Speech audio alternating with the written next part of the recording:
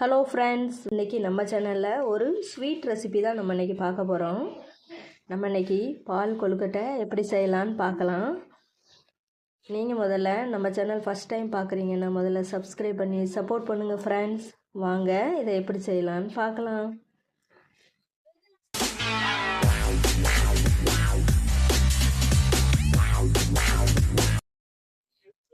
பால் கொழுக்கட்டை செய்கிறதுக்கு நான் இன்றைக்கி 1 கப் பச்சரிசி மாவு எடுத்துருக்கிறேன்.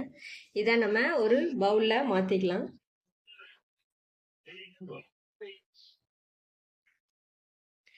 இதில் நம்ம கொதிக்கிற வெந்நீர் கொஞ்சம் கொஞ்சமாக இதில் சேர்த்துக்கலாம்.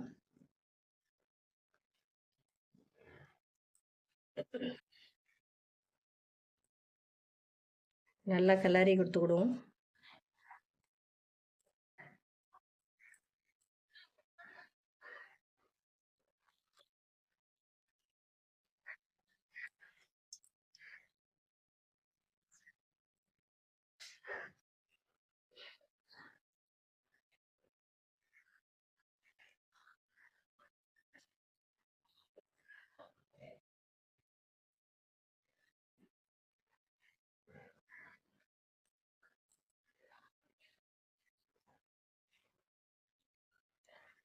இது கொஞ்சம் ஆறட்டும். அதுக்கப்புறமா நம்ம சின்ன சின்ன உருண்டையை நம்ம பிடிச்சிக்கலாம். ஒரு பாத்திரம் எடுத்துருக்கேன். இதில் நம்ம ஒரு 1/2 லிட்டர் பால் ஊற்றிக்கலாம்.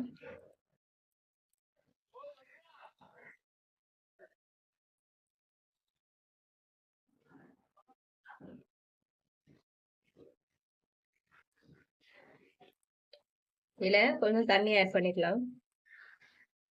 இதை அடுப்பில் வச்சு நம்ம கொஞ்சம் வத்துற அளவு காய்ச்சி வச்சுக்கலாம். பால் நல்லா சூடாகி நல்லா வத்தட்டும். நம்ம அதுக்குள்ளேயே நம்ம அதை உருண்டை பிடிச்சிக்கலாம். இதில் கொஞ்சம் தேங்காய் எண்ணெய் இதில் ஆட் பண்ணிக்கலாம்.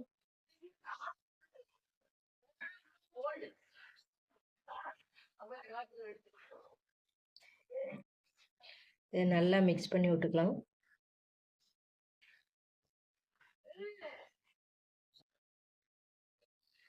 மாவை நல்லா பிசைஞ்சு விட்டுக்கலாம். பிசைஞ்சு நம்ம சின்ன சின்ன உருண்டையாக இதில் பிடிச்சிக்கலாம்.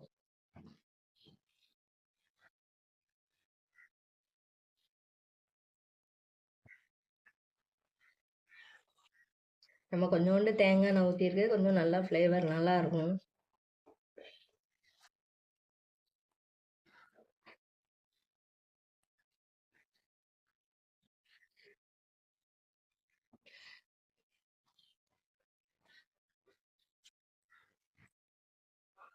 இப்போ நம்ம சின்ன உருண்டையை எடுத்து குட்டி குட்டியாக பிடிச்சிக்கணும். இந்த மாதிரி பால் மாதிரி பிடிச்சி பிளேட்டில் எடுத்து வச்சுக்கலாம்.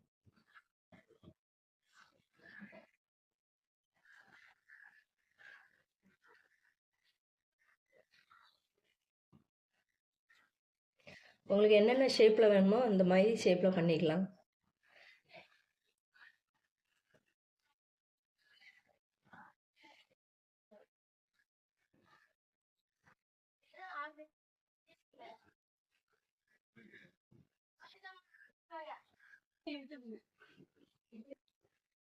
பால் நல்லா கொதிச்சிருச்சு. இது நல்லா கொஞ்சம் வத்தட்டும். உருண்டையெல்லாம் பிடிச்சாச்சு, ஒட்டி வச்சாச்சு. இப்போ நல்லா வத்திடுச்சு. இப்போ நம்ம இந்த உருண்டைகளை இதில் ஆட் பண்ணிக்கலாம்.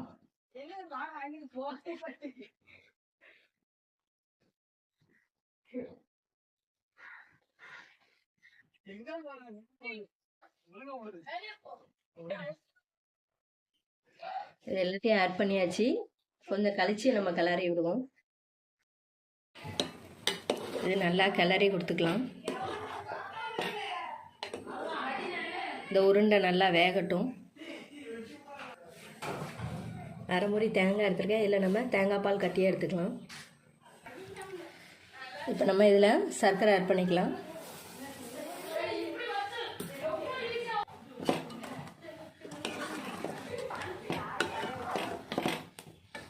இதை நல்லா கிளறி கொடுத்து விடும்.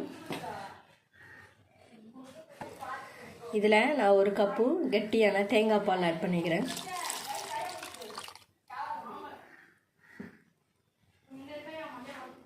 தேங்காய் பால் ஆட் பண்ணும்போது சுவை இன்னும் டேஸ்ட் அதிகமாக இருக்கும்.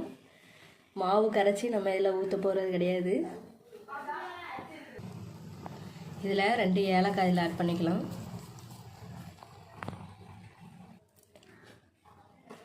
இப்போ நம்ம ஸ்டவ் ஆஃப் பண்ணிடலாம். பாருங்கள், சுவையான பால் கொழுக்கட்டை ரெடி ஆயிடுச்சு.